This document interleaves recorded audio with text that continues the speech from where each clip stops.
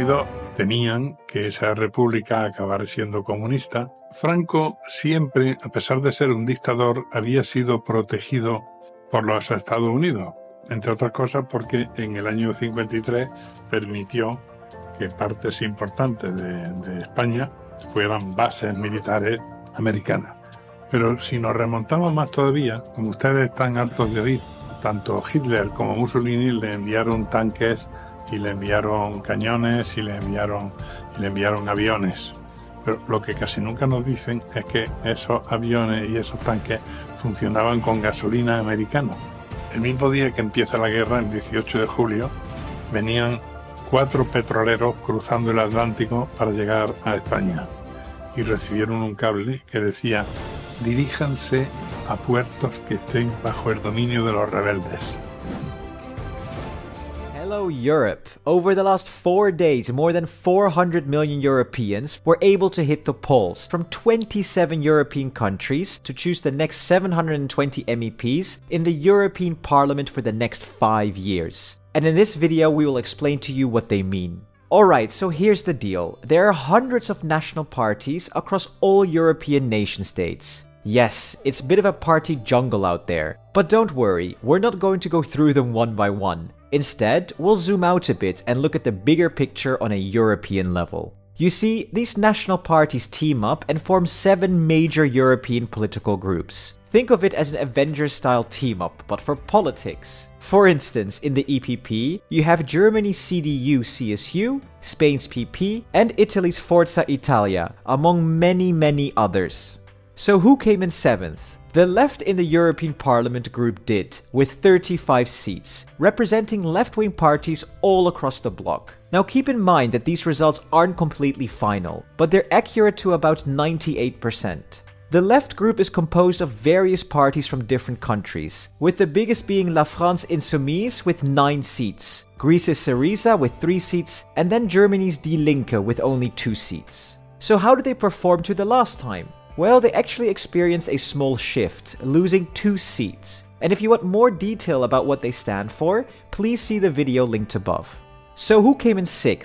The Greens did, with 53 seats, championing environmental and progressive causes. The Greens group is made up of various parties from across Europe. For example, Germany's Bündnis 90 and Die Grünen with 13 seats, France's Ecologists with 5 seats, and the Dutch GroenLinks with 4 seats. So how did they perform compared to last time? Unfortunately for them, they took a massive hit, losing 18 seats in total. But despite this setback, they remain committed to pushing for environmental sustainability and social justice. And if you want to learn more about them, see the link above.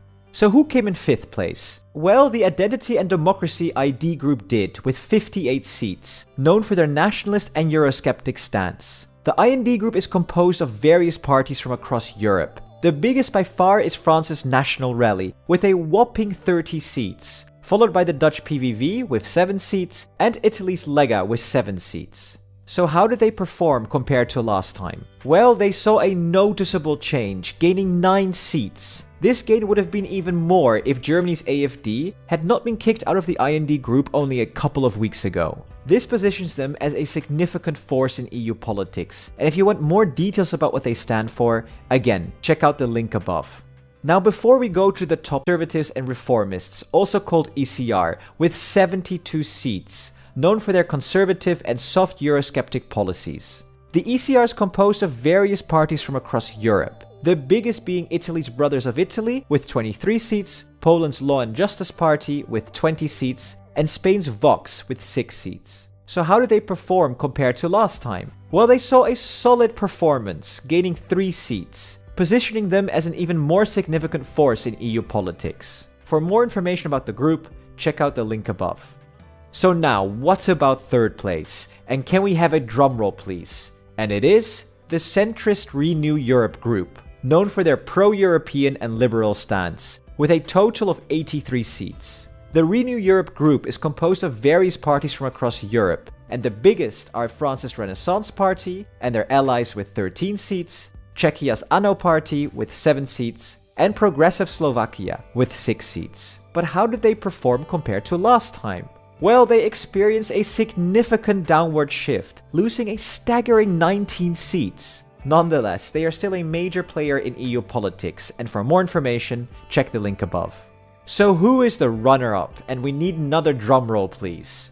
It's the center-left S&D group, with a total of 135 seats. The S&D group consists of the following parties from all over Europe, and the biggest are Spain's Workers' Party with 20 seats, Italy's Democratic Party with 19 seats, and France's Socialist Party with 13 seats. When we compare their performance to the last time, they actually lost a few seats, 4 of them. But they won't be too upset, as they are still the second most dominant force. And if you want more information, as usual, see the link above. So who's the big winner here? Well, a final drumroll please, because it is the center-right EPP group, who snagged the most seats with a total of 189.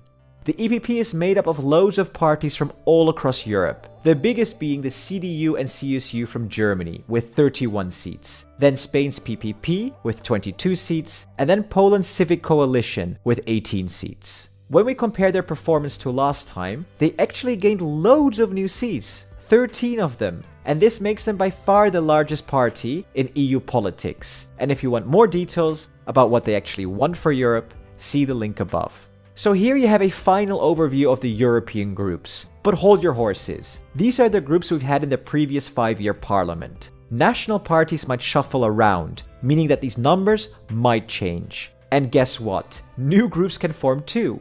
There have been rumors of an ECR ID supergroup that could catapult them to second place. Or maybe Meloni's party will ditch the ECR and join forces with von der Leyen in the EPP group. While both of these moves are long shots, they are still in the realm of possibility. Plus, you may have noticed earlier that there are 95 MEPs in the non-aligned pile, meaning they do not have a political affiliation yet. This includes Germany's AfD and Hungary's Fidesz camp.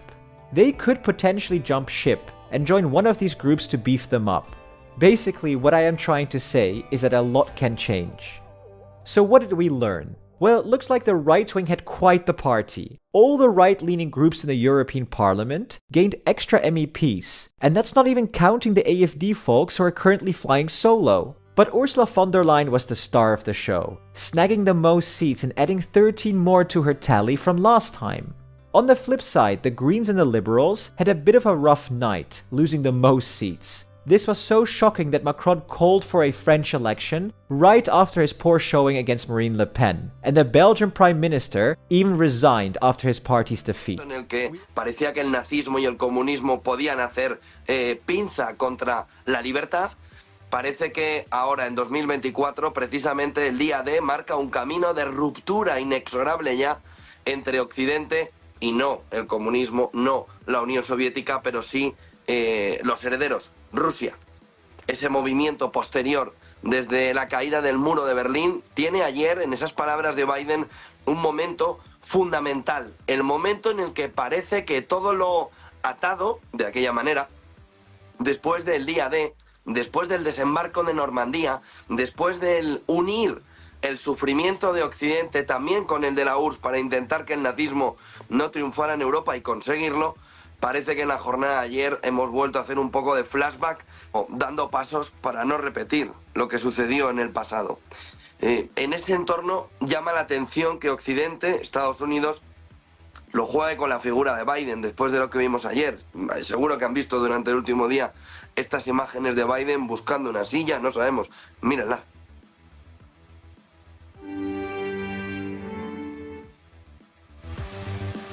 Tienen ahí esas imágenes de Biden en el que se ve perfectamente que los demócratas tienen que hacer algo.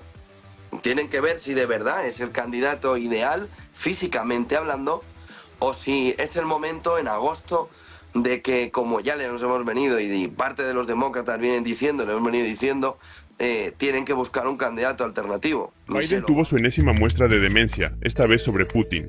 I've known him for over 40 years. He's concerned me for 40 years.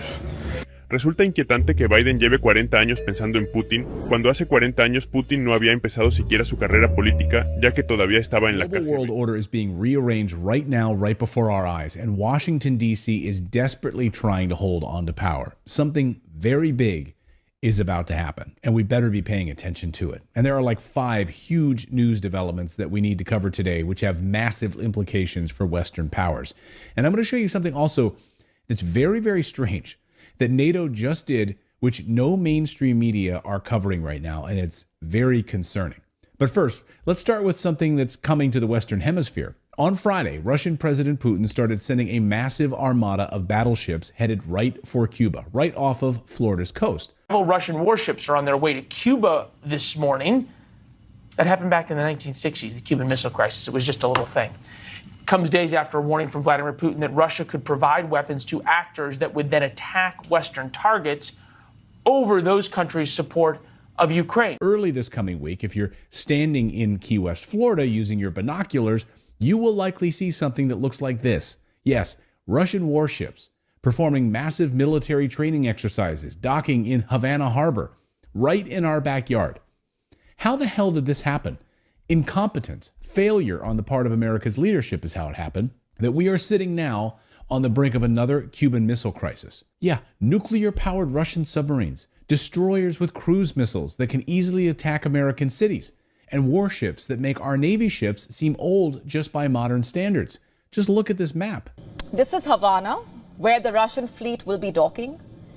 And this is Miami, the closest American city. The air distance between Havana and Miami is barely 366 kilometers. Zircon, like we told you, can travel up to 1,000 kilometers, meaning it can strike as far as South Carolina. You probably haven't seen this on the news in the United States at all because they don't want you to know about it. Electoral europea con un voto que vosotros nos contaréis. Ha sido un voto de castigo a todo el lobby armamentístico, voto de castigo a Macron, a Olaf Scholz, en fin. Y las elecciones que vienen en Francia, que tras el batacazo, yo personalmente me alegro bastante de ese batacazo. Anuncia la disolución de la Asamblea Nacional tras los resultados en las elecciones europeas. ¿Cuándo van a ser las elecciones? Primera vuelta, 30 de junio. Ay, ay, ay. Esto lo dice Antonio Lobato cuando retransmite Fórmula 1. El 7 de julio, la segunda vuelta, Alberto, coincidiendo con el tema de las elecciones en Reino Unido. 7J, apuntaron el calendario. Por los Rothschild, no tenía ni partido político prácticamente para presentarse a unas elecciones. Había sido ministro de Economía, pero no tenía bagaje político. Si es que le da lo mismo. Si en las presidenciales él no da un paso atrás, tiene hasta el año 27 tiene mandato en vigor, no se puede volver a presentar, pero si lo que disuelve es la Asamblea Legislativa, él se va de rositas. Está echándole la culpa a otro o generando que otro sea quien pague el pato de sus errores que han generado ese voto de protesta. Por otra parte, ojo con interpretar los resultados de Marine Le Pen, que es la rival de Macron, como algo muy positivo. Y es que efectivamente había sido una gobernante de derechas durante mucho tiempo, pero ya tenemos noticias cada vez más de que Marine Le Pen se ha acercado más que peligrosamente a las élites globalistas para ciertos aspectos, mantras, como por ejemplo la enemistad con Putin, mantenerlo cuando Marine Le Pen no tendría por qué tener ninguna mala relación necesariamente con Putin. Con lo cual, ojo, porque probablemente esa, entre comillas, extrema derecha no será más que una disidencia controlada que se reviste de soberanista para, una vez cuando esté en el poder, no hacer más que tomar las mismas decisiones mediocres que adoptaban los que claramente no eran soberanistas como lo es Macron. Veremos lo que pasa.